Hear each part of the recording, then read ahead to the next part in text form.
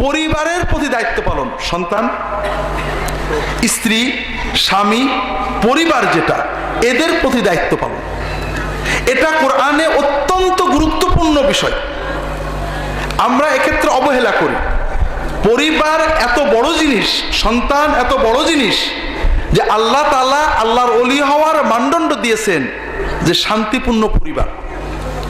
আল্লাহ আমাদের দোয়া করতে শিখিয়েছেন, রব্বানা হাবলানা মিন আজওয়াজিনা ওয়া যুররিয়াতিনা কুররাতা আয়ুন ওয়াজআলনা লিল মুত্তাকিনা ইমামা।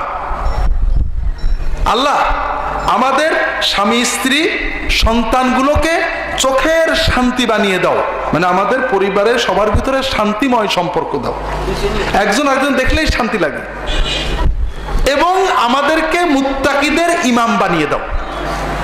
তাহলে মুত্তাকিদের ইমাম হওয়ার আগে শান্তিপূর্ণ পরিবার। এ বিষয়ে কোরআন এবং হাদিসে অনেক দিক নির্দেশনা আছে, যেটা আল্লাহ বললেন। আল্লাহ তাআলা কি বললেন? যে তোমাদের সন্তানদেরকে অভাবের ভয়ে মেরে ফেলো না, কারণ আমি তো রিজিক দিই। আমরা বাংলাদেশের মানুষ সন্তানদেরকে অভাবের ভয়ে মারি না।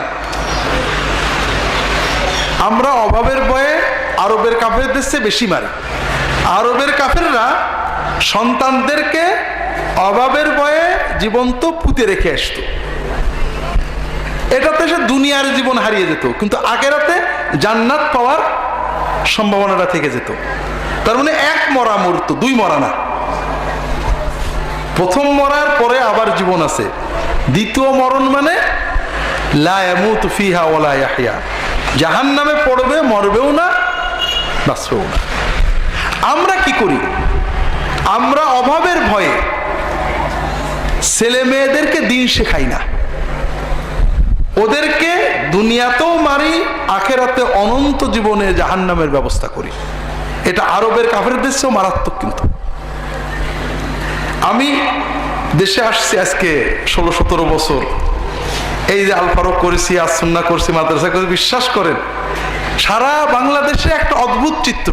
কোনো সচ্ছল, কোনো পয়সাওয়ালা মানুষের ছেলে মেয়েরা মাদ্রাসায় পড়তে চায় না। কোন মাদ্রাসায় পড়লে খাবে কি? ও তো খাবে না, ও না খেয়ে থাকবে। কি দুঃখজনক কথা। একটু আগে আমাদের মুফতি শহীদুল্লাহ হাফিজাহুল্লাহ তিনি আপনাদের বলছিলেন, আরো অনেক জরুরি কথা বলতে পারতেন, বাধ্য হয়ে কেটে দিতে হলো। বড় কষ্ট লাগে ভাইরা। আমাদের সন্তান, আমাদের চোখের মণি, যাকে নিয়ে আমরা পাগল হয়ে আছি, সেই সন্তান, তাকে আমরা দেখে শুনে জাহান্নামের পথে ঠেলে দিচ্ছি। কেন? দিন শিখলে ও গরিব হয়ে যাবে। ওয়ালা হাওলা ওয়ালা কুওয়াতা ইল্লা বিল্লাহ। প্রথম কথা হলো, দিন শিখলে গরিব হয়, এর চেয়ে মিছে কথা আর নেই। আমাদের দেশে কয়েকটা মিছে কথা আছে যেটাকে সব মুসলমান বিশ্বাস করে। একটা হলো খ্রিস্টান মিশনারি ইংলিশ মিডিয়াম স্কুলগুলোতে পড়লে খুব ভালো হয়। সমাজে আছে না নেই? অথচ ইংলিশ মিডিয়াম স্কুলগুলোতে যারা পড়ে, মিশনারি নন মিশনারি, এরা জীবনে বড় হয়েছে। আপনি আমাদের দেশের সিভিল সার্ভিস দেখেন, জুডিশিয়ারি দেখেন, আপনি ইঞ্জিনিয়ারদের দেখেন, কোথাও ইংলিশ মিডিয়ামে পড়ে যে বড় কোনো কিছু হয়েছে পাবেন না, নেই। ইংলিশ মিডিয়ামে যারা পড়ে, মিশনারি স্কুলে যারা পড়ে, অধিকাংশ ছাত্র জীবনেই মদ খায়, বিয়ার খায়, হুইস্কি খায়, অশালীন আচরণ করে, একটু বড় হয়ে নানা রকমের অবৈধ কাজ করে, আর আরেকটু ভালো হইলে নিজের মা বাবাকে কি করে, হয় না? যদি কোনো মাদ্রাসার ছেলে একটা সামান্য ব্যক্তিগত অন্যায় করে, জঙ্গি হয়েছে, বোমা মেরেছে, এটা তো দূরের কথা, স্কুলে একটা ছাত্রকে চড় মেরেছে, অথবা একটা কোনো জিনিস নিয়ে পলাই গেছে, এটা সারা বাংলাদেশের সব পেপারে এসে যায়, ঠিক না? পেপারে আসে। এবং এই যে মাদ্রাসার ছেলে খারাপ কাজটা করেছে, এজন্য দায়ী মাদ্রাসা শিক্ষা। কথা বলছেন? আর ইংলিশ মিডিয়ামের ছেলে, স্কুলের ছেলে, কলেজের ছেলে মানুষ খুন করুক, বাপ খুন করুক, মা খুন করুক, চুরি করুক, ডাকাতি করুক, বদমাইশি করুক, এজন্য দায়ী ও নিজে, শিক্ষা না। অদ্ভুত ব্যাপার। এটা হলো আমাদের অবস্থা।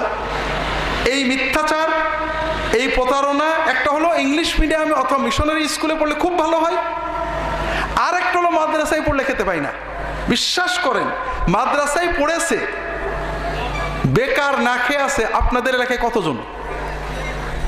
মাদ্রাসায় পড়া বেকার বেশি না স্কুলে পড়া বেকার বেশি? এক ধরনের ফকির আছে সমাজে, আছে যারা ডাকসাইটে ফকির। ঈদের আগে, কুরবানির আগে, রমজানের আগে বিভিন্ন আমাদের দেশের যে পূজা পার্বণ আছে, রাজনৈতিক পূজা পার্বণ আছে, এই সময় তারা আপনাদের কাছে এসে হাত পাতে, ভাই অমুক কাজ আছে, কিছু দিতে হবে, আছে না নেই? এরকম ফকির আছে না নেই? অনেক আছে না?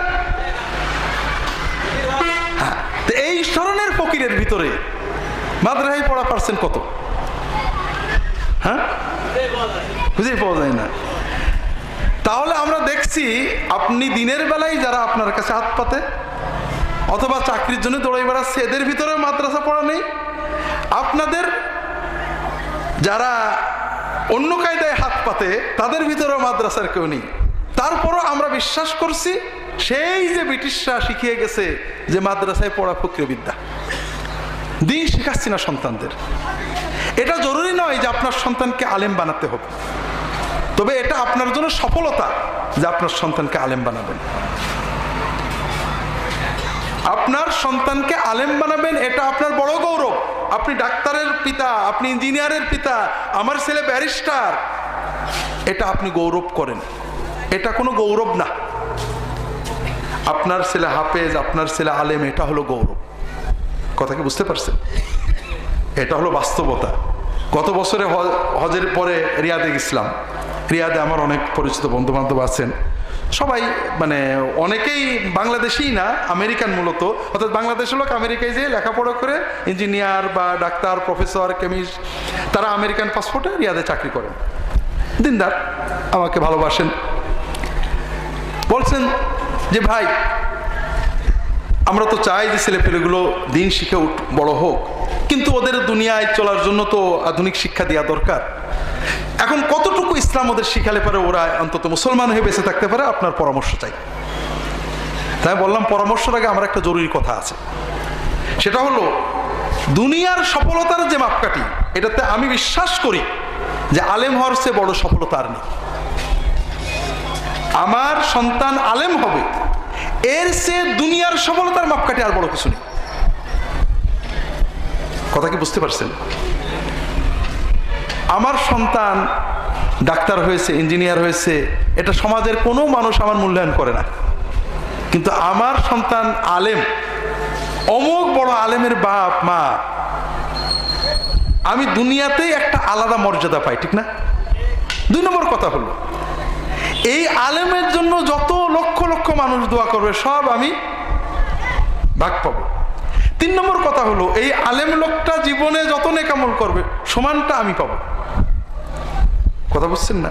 4 নম্বর হলো, আপনারা তো হিসাব করছেন দুনিয়ার এই 30 বছরের জীবনের, এরপরে একটা জীবন আছে না নেই?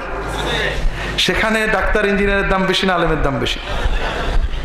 4র্থ হলো, সবচেয়ে বড় ভয়ঙ্কর কথা, যে আমার ছেলে আলেম হলে আমি, আল্লাহ কোরআনে বলেছেন যে সন্তানদেরকে পিতামাতার সাথে একসাথে জান্নাতে রাখবে, কিন্তু আমার ছেলে অন্য লাইনে গেলে দুনিয়াতে কি আচরণ করবে জানি না, কিন্তু আখেরাতে আমার সাথে থাকা খুব কষ্টই হবে, ঠিক না বেটি? কারণ আমল আখলাকের যে অবক্ষয় এখন। এজন্য আমি লম্বা করবো না, দেরি হয়ে যাচ্ছে, বিষয়টা অনেক গুরুত্বপূর্ণ। আমার অনুরোধ হলো ভাইরা, জেগে উঠুন। আপনারা যে যুগে ছিলেন, জেনারেশন পাল্টে গিয়েছে। আপনাদের যুগে স্কুলে পড়েও আপনারা নামাজ পড়েছেন, এখন কিন্তু এই যুগ নেই। আপনাদের সময়ে পরিবেশটা ছিল নৈতিক, আর এখন স্কুলগুলো অনৈতিক, শিক্ষকরা আমরা অনৈতিক, পরিবেশ অনৈতিক, সমাজ অনৈতিক, রাজনীতি অনৈতিক। আমাদের সন্তানরা দ্রুত নষ্ট হয়ে যাচ্ছে। কাজেই যদি আপনি চান আলেম না হোক কিয়ামতের দিন মুসলমানের বাবা হয়ে উঠবেন, যদি আপনি চান যে অন্তত দুনিয়াতে আপনার ছেলে আপনাকে মান্য করবে, আপনার ছেলে বৃদ্ধ বয়সেও আপনার পাশে থাকবে, এইরকম সন্তান চান, এইরকম নাতি চান, তাহলে অন্তত দিন শিখিয়ে বড় করেন। তাদেরকে খুন করেন না, অনন্ত জীবনের খুন করেন না, তাদেরকে দিন শিখান। যারা ছোট আছে তাদেরকে অন্তত নুরানি বা প্রাথমিক মক্তবে দিয়ে দেন। এরপরে তাদেরকে আপনি চাইলে স্কুল কলেজে পড়াতে পারবেন। যদি পারেন কোরআনের হাফেজ বানিয়ে ফেলেন, এরপরে তার স্কুল কলেজে পড়ান, অন্তত মুসলমান হয়ে গেল। আর আমার জানা মতে কোরআন পড়েছে, হাফেজ হয়েছে, তত্ত্বাবধান পেয়েছে, সৎ মানুষ, এরা যে কোনো অন্য মানুষের চেয়ে ভালো থাকে। দিন শেখার বিভিন্ন ব্যবস্থা আছে। আমরা এখানে যতটুকু আসুন্নাহ ট্রাস্টে করেছি এটুকুই কয়েক মিনিট এজাজত নিচ্ছি। তবে আমাদের এই আপনাদের সন্তানদের পড়ানোর জন্য আমরা প্রতিনিয়ত চেষ্টা করে যাচ্ছি। আমরা সর্বশেষ আমাদের প্রাইমারি সেকশনকে নুরানি করছি। কারণ কি, আমরা যেটা মুফতি সাহেব, আমি নিজেও গেছি, নুরানি শিক্ষা ব্যবস্থা বর্তমান সময়ের চ্যালেঞ্জ মোকাবেলা করার জন্য অন্যতম পথ। চ্যালেঞ্জটা কি? আমাদের সাধারণ সেকুলার শিক্ষা ব্যবস্থা থেকে, এমনকি মাদ্রাসা শিক্ষা ব্যবস্থা থেকে দিন উঠে গেছে। আমাদের সাধারণ মাদ্রাসাগুলো থেকে দাখিল আলেম পাশ করে কোরআনের একটা আয়াত সই পড়তে পারে না, নামাজ হবে না তার পিছনে, ইল্লা মাশা আল্লাহ, কেউ যদি অনেক দূরে কোথাও পড়ে আসে। কাজেই আমাদেরকে বিকল্প চিন্তা করতে হবে। আমার সন্তানের দায়িত্ব আমার নুরানি পদ্ধতিতে শিশু 1, 2, 3 এই 4 ক্লাসের ভিতরে ছেলে মেয়েরা অদ্ভুত ব্যাপার, হাতের লেখা বাংলা, ইংরেজি, আরবি, কোরআন সহি পড়া, কোরআন তাজবিদ, আমি নিজে যেখান থেকে প্রশ্ন করি তাজবিদের আহকাম সব বলে দেয় 2, 3 ছাত্রছাত্রী। কাজেই আপনারা এই পদ্ধতিতে বাংলা ইংরেজির সাথে অঙ্কের সাথে পুরো কোরআন এবং দ্বীনের মসলাগুলো পেয়ে যাচ্ছেন। সৌদি আরব থেকে এক শায়েখ আসছে, নুরানি মাদ্রাসা শিক্ষা দেখানোর জন্য তাকে নিয়ে যাওয়া হয়েছে। নুরানির পদ্ধতিটা হলো, কালকে আপনাদের হয়তো অল্প একটু আমরা দেখাবো, তাদেরকে বলা হবে লেখো, মুখে একটা বাক্য বলা হবে, সবাই সিলেটে লিখবে। এরপর উস্তাদ বলবে সিলেট তোলো, প্রত্যেকটা ছাত্র ছাত্রী সিলেট উঁচু করবে। মজা হলো যে প্রায় 100% ছাত্রছাত্রী একরকম লেখে, খুব কম। আমি গেলাম ওখানে, বোধহয় 100 ছাত্রছাত্রী, আমার মনে হয় 7, 8, 10 জন ছাত্র বা ছাত্রী লেখাটা কমপ্লিট করতে পারেনি, বাকি সবাই পুরো লিখেছে, একই মানের লিখেছে। তো সৌদি ওই শেখকে উনি কোরআনের একটা আয়াত লিখতে বলেছেন, খানিকটা ওরা লিখেছে, দেখাও, সিলেক্ট তুলেছে। উনি বিশ্বাস করেন এটা অসম্ভব, এটা তো একেবারে সেই টাইপে লেখার মতো। বলে না, এরা আগের থেকে লিখে এনেছে। বলে সব মুসু, সবার সামনে সিলেক্ট মুছেছে। এবার বলে আমি আয়াত বলবো, সেটা লিখতে হবে। তুমি আয়াত বলে সিলেক্ট লিখেছে, সিলেক্ট তোলো, সে আগের মতোই পুরো লেখা। এখন দেখে মনে হবে যেন বইয়ে ছাপানো লেখা।